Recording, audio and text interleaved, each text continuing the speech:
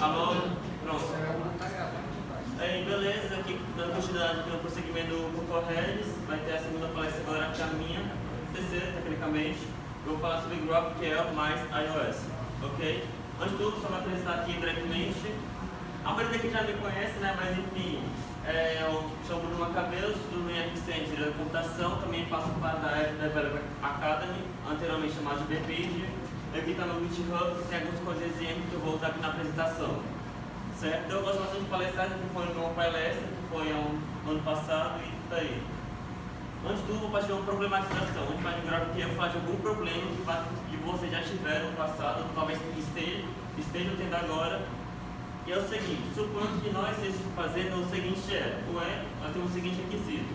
Ele vai funcionar para vários dispositivos. Vai ter uma versão web ou nativa macOS, vai ter uma versão para iPad, vai ter uma versão para iPhone. E no caso, a experiência do usuário que nós desejamos é bem diferente. Para a versão web, é diferente da versão do iPad, que tem uma tela bem maior para mostrar mais recursos. E vai ter uma versão diferente para a versão do iPhone, porque a tela é menor, vai ter uma necessidade diferente. Tal. Cada dispositivo vai ter experiência diferente para o usuário. E cada dispositivo ele vai se comunicar com o mesmo servidor, ou seja, o servidor vai ter que fornecer os dados adequadamente, tanto para a versão web, a versão do iPad e a versão do iPhone. E é o seguinte, nós podemos estar fazendo uma API bem tradicional.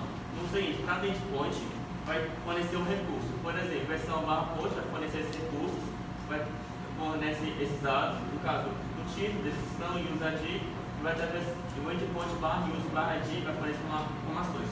O nosso web é o seguinte, um exemplo bem simples, é uma máquina de um blog. No caso, o usuário vai logar, vai ter as postagens para as pessoas poderem acessar, etc. Numa versão do iPad que tem bem mais espaço para exibir, vai mostrar a foto do usuário, o título da postagem e a descrição encurtada.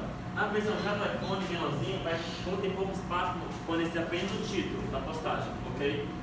Só que é o seguinte, repare que no endpoint /post fornece o título, a descrição e o ID do usuário. Porém, nosso iPhone não vai mostrar a descrição, porque nós vamos pegar esse dado do servidor. Você não está usando ele. Isso é necessário? Não é. E o seguinte, para fornecer a foto do usuário, cada postagem tem que estar dois endpoints. O seguinte, o /post vai fornecer o ID do usuário e o /user vai fornecer a foto do usuário. Vou ter que fazer duas requisições para obter um dado para exibir aqui. Isso tudo está meio complicado. Isso é realmente necessário? Primeiro trabalhar assim, isso que eu falei chama overfish e underfish. Overfish pega mais dados que o necessário e underfish pega menos dados que o necessário. Nós podemos resolver parte desse problema parametrizando nossos endpoints. No seguinte, eu posso dar esse parâmetro include, que alguns padrões usam, então vai pegar somente o que eu desejo. O que eu desejo, apenas o título, eu coloco apenas o título. Título de descrição, eu coloco o título de descrição, assim por diante. E resolve parte do problema, porque não resolveu ainda resolveu o overfish, mas não resolveu o underfish, ou seja, pegar menos dados que eu preciso. Fugindo um pouco do padrão REST, só para exemplificar, eu posso juntar a imagem do usuário no mesmo endpoint do post. Qual a relação do recurso do post com a imagem do usuário? Não tem muita semelhança, mas só para explicar, isso resolveria o problema do underfish. No caso, apenas esse point já fornece tudo que eu preciso. Um outro problema é o seguinte, a validação dos parâmetros. Pelo seguinte, suponho que o nosso está ficando mais complexo, está vendendo mais, temos mais necessidades para fornecer, nós desejamos filtrar a postagem, vamos ver apenas postagens não lidas. Ou então, escolher, vamos mostrar primeiro as mais novas. Ou então a descrição, vamos ter descrição longa, descrição curta. Só que, desse modo, eu não consigo ter segurança a nível de linguagem que aquele parâmetro longo, por exemplo, ou nosso read, realmente existe. Eu escrever, sei lá, alguma coisa errada, ou assim, só iria saber somente no retorno aqui, você não teria segurança a nível de linguagem, de compilação, por exemplo. Isso é um problema que posso ter. Outro problema é o seguinte, suponho que nosso app está crescendo, lançando novas versões e a API mudou. Por exemplo, o description está agora deprecado, agora lançou uma nova versão, novo parâmetro só description. Como é que o desenvolvedor vai saber que está deprecado? Por exemplo, a nível de linguagem mesmo, erro de compilação, por exemplo, apenas um alerta ou warning. E também teria que ficar sempre lendo novos releases da API para ser notificado aquele parâmetro deprecado. Isso pode ser muito, nós temos um time muito grande com várias versões diferentes. O GraphQL pode resolver esses problemas? Ele pode me ajudar nisso? Sim, ele pode. Com o GraphQL você vai conseguir ser bem mais expressivo e vai ter bem mais segurança do que você está escrevendo. porque ele vai ser bem mais tipado, ele vai conseguir explicar exatamente o que você está querendo recolher os dados. Ok, mas alguém já está usando o GraphQL? Essa tecnologia está muito nova, como é que está o andamento dela? Tem várias empresas já usando. O Facebook começou esse conceito, o Facebook, há alguns anos atrás, já está com várias prestações novas. Tem várias empresas como o Coursera, por exemplo, que é um caso interessante, que eles estavam trabalhando uma solução própria deles. E assim que o Facebook lançou o GraphQL, eles veio abandonar a solução que eles estavam fazendo para fazer um novo, para usar o GraphQL. O Rockchat, por exemplo, que tem um palestra da Rockchat aqui, o Matheus ali. Eles já tem algumas migrações para usar o GraphQL no lugar da API REST. E beleza, já foi da problematização, agora está bem interessante, entenderam mais ou menos qual o caminho que estou andando na apresentação. Vamos falar como é que o GraphQL funciona. Bem, ele funciona do seguinte modo. Ele vai estar exatamente uma parte entre o servidor e os clientes, certo? E quando na API REST vai ter vários endpoints, um endpoint para cada recurso, com o GraphQL vamos apenas ter um endpoint, e esse endpoint vamos parametrizar, vamos fornecer exatamente uma linguagem da qual ele vai interpretar e executar e fazer um retorno para mim. Aqui está um exemplo bem simples, que eu já mostrei no slide anterior, de um código nessa linguagem. E o servidor vai fornecer a resposta a partir disso, podendo ser, por exemplo, o JSON. O JSON é o mais comum, até que na especificação do GraphQL eles usam muito mais dentro de JSON, após a outras formas de formatação da resposta. Ok, quais as operações que eu vou fazer com o GraphQL? O que essa linguagem pode fornecer? Nós vamos ter três operações: query, mutation e subtraction, certo? O query, você vai usar quando você quer interagir com um dado do servidor, como por exemplo, listagem de post ou os detalhes de uma postagem. Uma outra operação que você vai poder utilizar é a mutation. Quando vai usar a mutation, é no seguinte aspecto: você vai fornecer alguns side effects nas camadas mais baixas do servidor, como por exemplo, o banco de dados. Alguns exemplos bem simples seria como escrever uma nova postagem ou atualizar alguma postagem já existente. Uma outra operação que também é feita, que já está na nova especificação do GraphQL, é o seguinte: é o subscription. Que é no seguinte: você vai iniciar um novo streaming de eventos. Por exemplo, eu estou no meu celular com uma postagem aberta, eu quero receber notificação em tempo real nos comentários dessa postagem. Ele pode usar subscription. Ele é muito bom porque ele consegue realmente abstrair toda a parte do WebSocket do desenvolvedor, porque por vários planos isso pode estar implementado na WebSocket, você não vai estar vendo isso. Isso fica bem mais abstrato para mim. E um detalhe que vale a pena ser ressaltado é o seguinte: se vocês forem ler tutoriais de GraphQL, eles vão dizer, hash é stateless, GraphQL também é stateless. Isso não é mais tão bem verdade, pelo seguinte: para um GraphQL ser stateless, ele não precisaria ter em nenhum momento saber o contexto de como é que o usuário está na aplicação. Isso é verdade para query e mutation. Aqui, como essa nova query, eu não preciso saber do contexto do usuário. Porém, no substrato já precisa saber do contexto do usuário para poder manter a conexão aberta. Isso para a gente não é tão importante no iOS, porém, quando vou trabalhar para o servidor, isso pode ser mais importante. E fragments não é uma operação, certo? Está pegando a parte de operação lá em cima do slide, é um recurso da linguagem. No seguinte, eu estou fazendo, por exemplo, um sistema de batalha de Pokémon. Eu tenho Pokémon da direita e Pokémon da esquerda. Os dados Pokémon são exatamente os mesmos, então vai ter de name, level, HP. Só que vejam, estamos com algumas coisas repetidas aqui. Isso não é tão legal ter código repetido. Com fragments eu consigo resolver esse seguinte problema, porque eu posso fazer um fragment que vai estar Pokémon Details e vou estar usando em ambos, certo? A priori parece que só para reduzir código repetido, porém isso também é muito útil quando você fazer passear esses dados. Porque nesse modo se garantir que o Pokémon Details aqui e aqui vão ser as mesmas informações. Isso facilita se for passear os dados no iOS. Vou falar bem brevemente como é que implementa GraphQL no servidor, porque até o foco da apresentação não é o servidor, mas mais do iOS. Só para falar bem brevemente, eu vi o servidor usando a linguagem LXC, que é uma linguagem funcional, e eu escolhi essa linguagem porque ela é muito boa para trabalhar com alto nível de paralelismo, como por exemplo o servidor, que é bom ter alto nível de paralelismo, e para poder fazer a parte do GraphQL no servidor, eu usei essa biblioteca AB5 em inglês, que no caso ela é muito útil para conseguir mapear meus modelos de banco de dados para a parte da linguagem e no GraphQL. e também fazer a parte de conexão entre o GraphQL e o HTTP.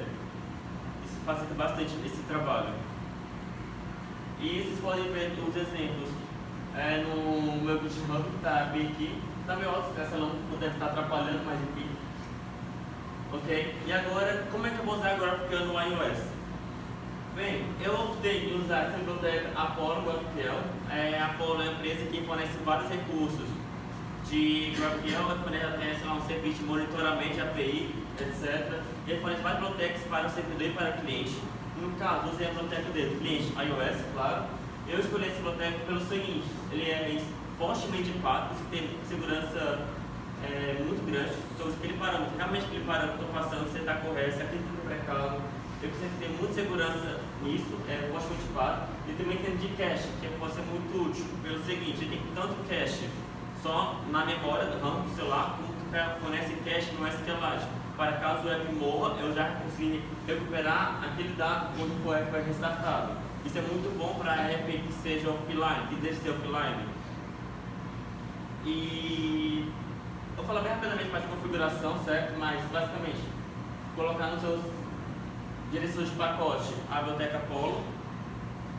No servidor, eu vou ter que pegar o esquema de como é que está a minha questão de GraphQL, porque se eu fazer a nova configuração, novo endpoint, novo parâmetro do GraphQL, eu vou ter um tipo de esquema, vai me passar quais são as requisições possíveis, quais são os tipos, quais são os parâmetros. Eu vou ter que copiar esse esquema, sempre que atualizar o servidor, eu tenho que copiar o novo esquema para jogar no iOS. Esse comando aí ele vai baixar o servidor, vai baixar do servidor o esquema. Eu vou ter que adicionar uma nova fase no build para poder compilar aquele arquivo de esquema, JSON, arquivo .swift. E já quando eu gerar, vou adicionar os arquivos no Xcode, certo? Esse é API.swift, gerado pelo Apollo iOS. E eu agora tenho que fazer meu cliente, minha variável de ambiente, minha variável de cliente, para poder acessar o meu servidor com o GraphQL. Antes de continuar aqui, eu vou só mostrar a aplicação, para ficar mais fácil de contextualizar o que eu estou fazendo. Está espelhando aqui, não está espelhando, vou ver para cá. Olha, aqui só espelhar aqui a tela.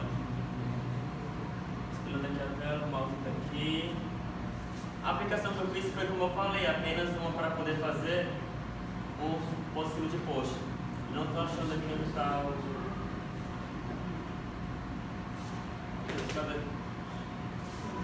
Estou procurando a parte aqui espelhando aqui a tela. Não pode espelhar aqui a tela?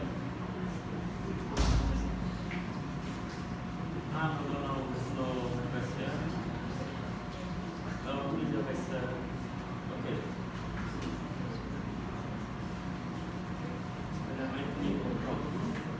Está espelhando aqui agora, a gente chegou, mas já pode começar de novo. Ok.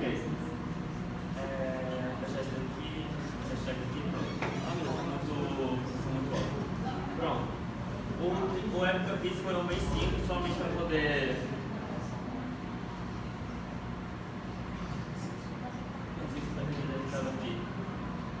Tá. O que eu fiz aqui foi basicamente um sistema de postagem, para poder ler a postagem nova e poder curtir uma postagem, etc. Isso foi bem simples. Não consigo descer isso aqui. Não, Command já está funcionando, Command 3, Command 1 e tal. Opa, não sei o que, pronto. Mágica, né? Eu estava pensando funcionando, sei lá. Ok. Olha, bem simples, é só isso daqui, só para contextualizar o que eu estou fazendo. E o seguinte, quando eu vou receber minha linguagem GraphQL, ele vai compilar esse código para o código da API.swift. Isso é muito útil para conseguir ter realmente uma segurança do que eu estou fazendo.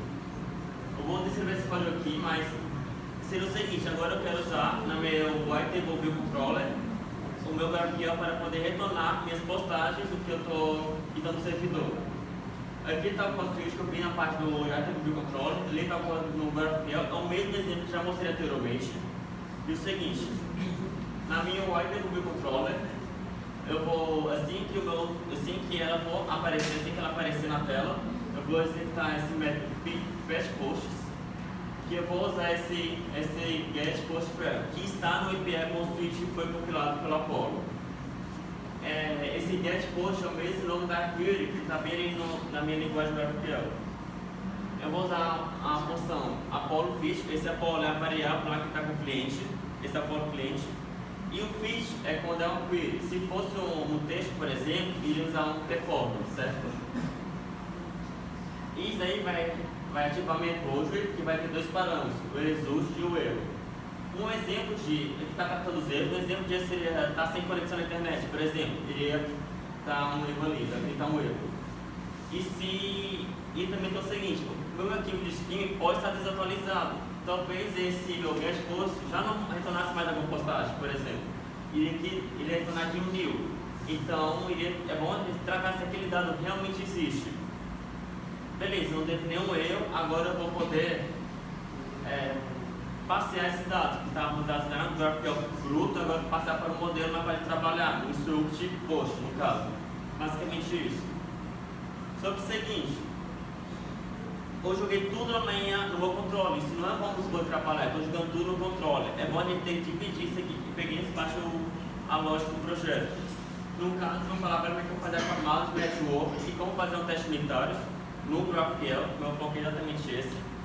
E para isso vou usar o Xcode aqui e o exemplo todo no meu GitHub, que vocês podem acessar. Só vir para cá. A resolução aqui dá muito alta, mas acho que dá para trabalhar aqui. Ok. Tá contando tudo aqui. Tá. Como mostrei anteriormente, o meu app tem que logar. O usuário vai ter que logar na aplicação para poder continuar nela. Vai ter que ser assim. Ok. Quando o usuário logar, vai citar uma nova seção do usuário. Que é exatamente esse Apollo Session e qual é exatamente essa nossa seção do usuário.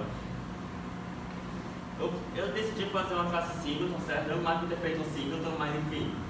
Minha singleton, na qual ele vai encapsular vários dados importantes para mim, como por exemplo, o URL do servidor, o token do usuário, o ID do usuário e assim por diante. Vai ter também um cliente que é relevante para mim. Assim que citar um novo token, eu vou atualizar meu cliente do Apollo. O que ele faz quando chega aqui dentro? É o último que vai citar aqui. Eu vou ter que citar a nova parte, vou ter que atualizar o cabeçalho HTTP para poder citar o token dele, da qual vai ser verificado pelo servidor. Se não tiver nenhum token válido, vai ser apenas um HTTP Network transporte tranquilo, normal. E aqui eu vou citar um novo cliente que vou estar trabalhando com ele. Ok? E o seguinte, como é que está a página de requisições? Como é que eu posso ler cada recurso que eu obtenho no servidor para funcionar no meu cliente que trabalha com o GraphQL? Temos aqui a nossa tabela com aquelas várias postagens, certo? Eu vou criar um fish post, acabou de entrar na tela, vou querer obter novas postagens. Então, tem aquele parâmetro que eu mostrei rapidamente que o usuário pode filtrar para poder ver só minhas postagens ou a postagem de todo mundo. O que esse post request? O que exatamente é esse request? Eu fiz uma pasta com meus recursos que posso obter, no caso do post usuário são meus recursos. E eles também são classes singleton, certo? Só que como eu não armazeno nenhum estado, não tem nenhum atributo para poder acessar, é só para recapitular os mestres no mesmo lugar. No caso eu tenho esse fit, ok? No caso do fit pode receber um parâmetro opcional, que é o ID do usuário que eu vou obter minhas postagens. Aqui é o mesmo que eu mostrei anteriormente do getPostQuery para poder pegar minhas postagens. Esse Apollo Session é aquela minha classe singleton, da qual armazena a seção do usuário. E eu vou dar um fit. Utilizando um aplicativo do Apollo, é uma forma que ele trabalha com cache. Eu posso trabalhar com vários níveis de cache, como por exemplo, eu vou sempre ignorar minha cache, vou só obter o dado que está armazenado localmente. Ou eu posso sempre fazer aquisição. Ou então eu posso também obter a minha cache e ao mesmo tempo que obter a minha cache, eu faço a aquisição no servidor para mostrar o dado ao usuário o mais rápido possível. Tem vários níveis de cache que ele trabalha, é bem interessante esse cache policy dele.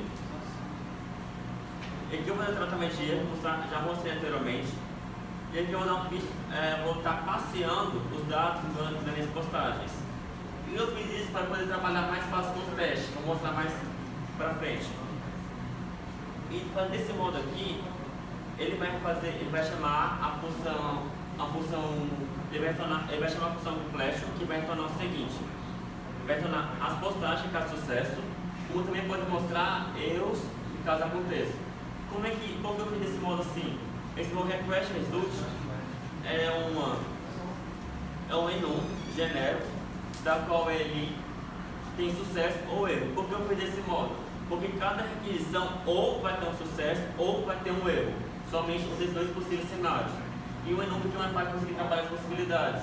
Eu fiz nos genéricos para eu poder variar qual tipo de retorno de sucesso que vai ter. Por exemplo, meu feed post vai retornar uma array de posts. Então isso vai ser meu sucesso, vai ser esse.